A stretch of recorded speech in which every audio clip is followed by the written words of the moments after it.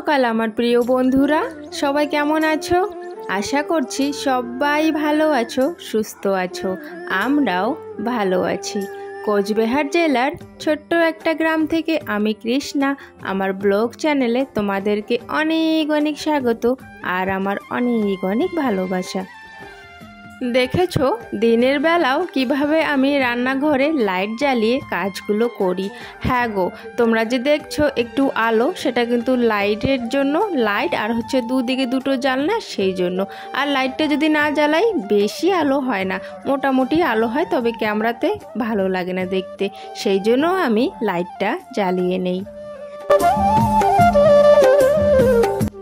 আর তোমরা দেখতে পারছো আজকে খুব রোদ উঠেছে। শুধু আজকে নয়, বেশ কয়েকদিন ধরেই কিন্তু খুব রোদ আর হচ্ছে প্রচুর পরিমাণে গরম, থাকা যাচ্ছে না। গতকাল কিন্তু আমি ভিডিও পোস্ট করতে পারিনি, কেন বলো তো, এই যে এত গরম, প্রত্যেক দিন ভিডিও করতে করতে এডিট করা অনেকটাই চাপের হয়ে যায়। তো সেই কারণে আমি একটু একটা দিন গ্যাপ দিয়ে দিলাম। তো যাই হোক, আজকের থেকে আবারও কিন্তু আগের মতো প্রত্যেক দিনই ব্লগ আমি দেব। তো বন্ধুরা, এখন দেখো আমি রান্নাঘরটা ঝাড় দিয়ে দিয়েছি আর বাসন কিন্তু আমি কলে পাড়ে রেখে দিয়েছি। আর এখন বাইরে গিয়ে নোংরাটা ফেলে আসলাম। চলো এখন কলে পাড়ে চলে আসলাম, বাসনগুলো আমি মেজে নেব। আর আমি দেখো মাথায় ওড়নাটা কিভাবে দিয়েছি, কেন বলো তো, এই যে কলে পাড়ে এত রোদ, এখানে একদমই থাকা যাচ্ছে না, পিঠ একদম পুড়ে যাচ্ছিল। তো সেই জন্যই ওড়নাটা মাথায় নিলাম আর পিঠে একটু ওড়নাটা দিয়ে দিলাম, যাতে রোদের তাপটা একটু কম লাগে। আর হ্যাঁ বন্ধুরা, তোমাদের কাছে অনুরোধ রইল সম্পূর্ণ ভিডিওটা দেখার জন্য, স্কিপ না করে।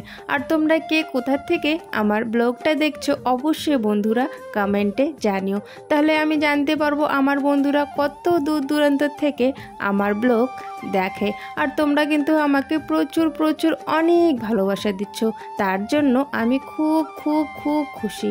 আর তোমাদেরকে সবাইকে মন থেকে বলছি গো ধন্যবাদ।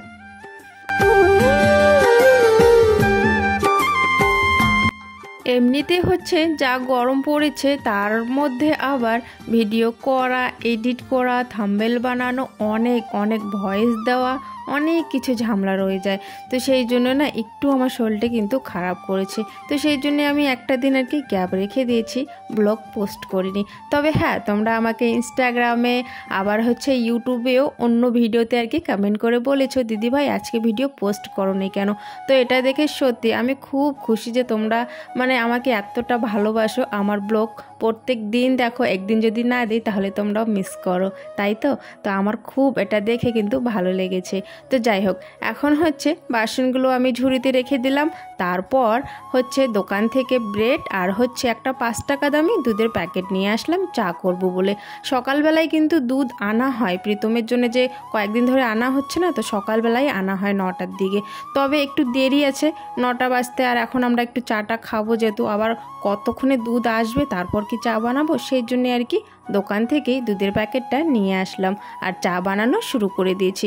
ওইদিকে আবার দেখো প্রীতম চলে এসছে, হাত মুখ ধুয়ে ব্রাশ করে চলে এসছে, আমার সাথে কথা বলছিল। আর ওর মধ্যেই ওর বাবা ওকে বলল একটু সকালবেলা জল খেতে হয়, একটু জল খেয়ে নে। তো তাই জন্য দেখো জগের থেকে একটু জল কিন্তু ও খেয়ে নিয়েছিল। তো যাই হোক, আমরা চা কিন্তু খেয়ে ফেলেছি। আর এখন কি করব বলো তো, এখন আমি ঘরের থেকে বালিশগুলো নিয়ে আসলাম, বালিশগুলো রোদে দেব। এখন কিন্তু ঠান্ডার দিন না, খুব গরম, তবে তাও আমি রোদে দিয়ে দিচ্ছি গো। কারণ এই যে তোমরা দেখেছো একটা ভিডিওতে, বিছানায় প্রচুর পরিমাণে পিঁপড়ে উঠছে। আমার মেয়ের কানে পিঁপড়ে ঢোকার কারণে কিন্তু একদমই আমি পুরো সাবধান হয়ে গেছি এখন, সবসময় ওইদিকে দেখছি যাতে পিঁপড়ে না ওঠে, আর ঝাড়াঝাড়ি করে রাখছি সব সময়। তো সেই কারণে আমি একটু বালিশগুলো রোদে দিয়ে দিলাম। আর আমাদের বিছানার তোষকটা, সেটা তো খুবই ভারী, আমি একাই ওটা তুলতেই পারবো না, সেই কারণে কিন্তু তোষকটা আর রোদে দিলাম না। তো যাই হোক, ওইদিকে বালিশের কাবার আর একটা বিছানার কাবার বের হয়েছে। তো সেগুলো এখন ভিজিয়ে সঙ্গে সঙ্গে কিন্তু ধুয়েই দেবো, রাখবো না। কারণ আমি ভাত বসাবো, আবার এদিকে আমাকে চানও করতে হবে। তো সেই জন্যই দেখো আমি ধুয়ে নিয়েছি জামা কাপড়গুলো। এখন বাইরে গিয়ে জামা কাপড়গুলো মেলে দেবো। তো মেলে দেওয়ার পর চানটাও করে নিয়েছি ঠাকুর দিয়ে আমি সোজা চলে আসলাম রান্নাঘরে রান্নাটা বসিয়ে দেওয়ার জন্য। আর জানো তো এখন আমি কি ভাবি যে একটু সকাল সকাল রান্নাটা করলে বেশ ভালো হয়, কারণ যে পরিমাণে গরমটা পড়েছে দুপুরবেলা না রান্নাঘরে একদম থাকা যায় না গো, খুব গরম। এই যে টিনের যা তাপটা লাগে না, খুব লাগে, রান্নাঘরে বসে রান্না করাই যায় না। উনুনটা যখন নতুন বানানো হয়েছিল না তখন কিন্তু একটু আমার অসুবিধে হতো উনুনটা জ্বালানো নিয়ে, তবে এখন উনুনটা ভিতর থেকে একদমই শুকিয়ে গেছে, আর হচ্ছে কয়েকদিন রান্নাও করা হয়ে গেছে, সেই জন্য উনুনটা এখন না খুব তাড়াতাড়ি জ্বলে, তো আমার এটা বেশ ভালো লাগে।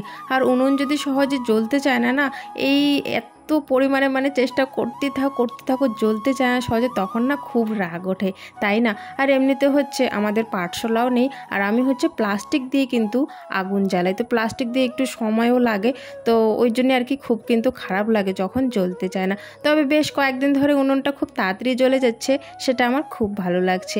এদিকে দেখো আমি হাঁড়িতে জল বসিয়ে দিয়েছি, আর এখন হচ্ছে চালগুলো ঝেড়ে নিচ্ছি, ঝেড়ে তারপরে কলের পাড়ে নিয়ে গিয়ে ভালো করে চালগুলো ধুয়ে নেব।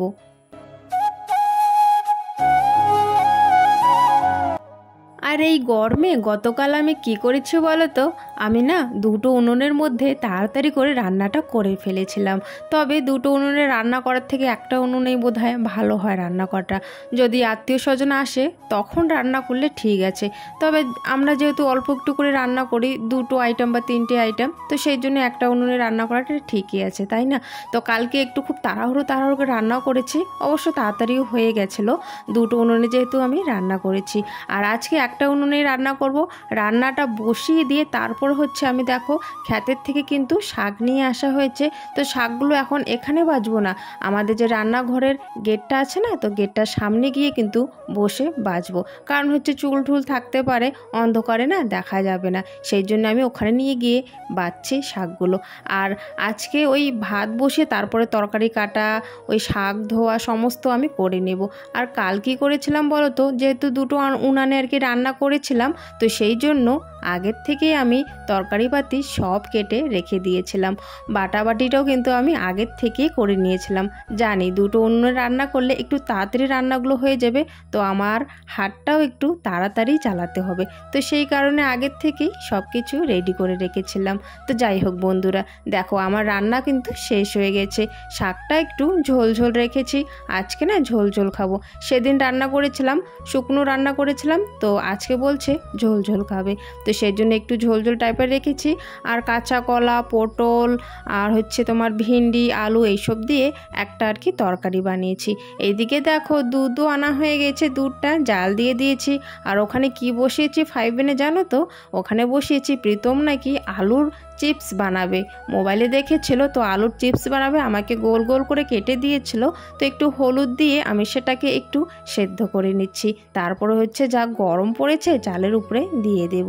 তো যাই হোক বন্ধুরা, এইদিকে দেখো আমরা সবাই মিলে কিন্তু খেতেও বসে পড়েছি।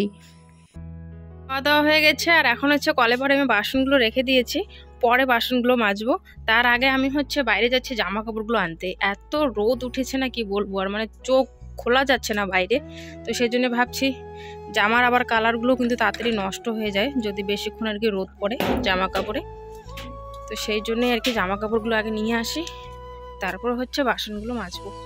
এই যে দেখো কত রোদ, বাপরে বাপ। আর হ্যাঁ, একজন কমেন্ট করেছিলে যে তুমি না ডালটা প্রেসারে সেদ্ধ করো, তাহলে আর কি তাড়াতাড়ি হবে। তো হ্যাঁ ঠিকই বলেছো, তবে কি বলো তো না, আমি না ওই প্রেসারে না সেই আইডিয়াটা পাই না, জলের আইডিয়াটা অনেক সময় কম হয়ে যায়, অনেক সময় আবার অনেকটাই বেশি হয়ে যায়, তো সেই কারণে আর কি আমি সেদ্ধ করি না প্রেসারে, ওই ডালটা হচ্ছে তোমার কড়াইতে সেদ্ধ করি। তুই এবার বাইরে আসলি কেন? হ্যাঁ তুই বাইরে আসলি কেন? থাকা যায় না এক মিনিটও, এরকম গরম আর রোদ। বাবা গেটটা বন্ধ কর, গেটটা বন্ধ কর। চলো তারপর একটু পরে হচ্ছে বাসনগুলো মাজবো। কি হয়েছে, আমার সাথে হয়েছে? এখানে একটু কেন জানি কেমন হয়ে গেছে, দাগ উঠছে। ওই থালটা দেখি মানে প্রীতম এখানে খাওয়াও শুরু করে দিছে।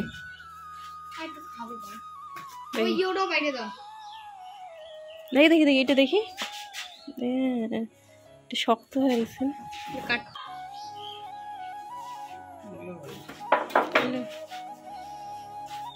শুকাইছে এগুলো। এগুলো এই কয়টা এমনি দিছি আমি। দেখি সর, জল পড়বে ওখানে, এখন কাটিস না। ইস তোমার খাবার তালা গিয়েছে, এখন কাটিস না, পাবি না। ধুইছিস তো? দে আমি কাটি,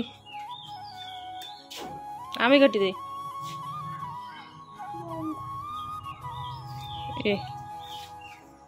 দে আমি কাটি দে তো, এইরকম দিয়ে হয় না ভালো।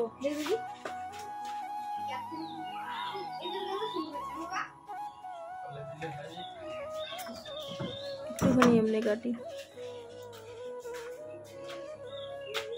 বাহ সেই সুন্দর হচ্ছে। প্রীতমের হচ্ছে এগুলো হচ্ছে আলুর চিপস নাকি, আলুর চিপস বানাচ্ছে। আলু কেটে সেদ্ধ করে এরকম করে রোদে দিয়েছে, অনেকটা শুকিয়ে গেছে, কালকে শুকালে হয়ে যাবে। আর এই যে দেখো আমসত্ত্বটা ভালোই হয়েছে। কাল কিন্তু একটুখানি দুজনে মিলে খেয়েছিল প্রীতম আর প্রীতি, আর আজকে আমি একটু টেস্ট করে দেখছি, বেশ ভালোই হয়েছে কিন্তু খেতে। তো যাই হোক বন্ধুরা, আজকের ব্লগটা আর বেশি লম্বা করছি না, এখানে শেষ করছি। দেখা হচ্ছে আগামীকাল নতুন একটা ব্লগের সাথে।